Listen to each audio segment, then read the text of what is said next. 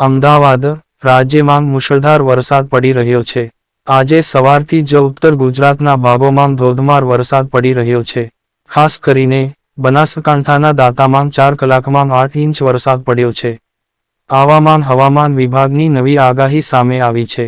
આજે ગુરુવારે બપોરે 1 વાગ્યા સુધીની આગાહી સામે આવી છે, જેમાં 2 જિલ્લામાં વરસાદનું રેડ એલર્ટ આપવામાં આવ્યું છે.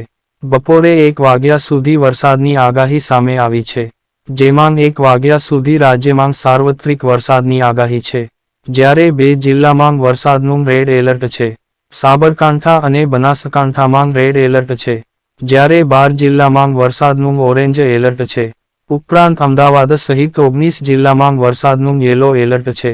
નોંધનીય છે કે બનાસકાંઠાના દાંતામાં 4 કલાકમાં 8 ઇંચ વરસાદ પડ્યો છે, જ્યારે પાલનપુર અને વડગામમાં 2 કલાકમાં 2 ઇંચ વરસાદ ખાબક્યો છે. વરસાદને પગલે પાલનપુરના નીચાણવાળા વિસ્તારોમાં પાણી ભરાયા છે.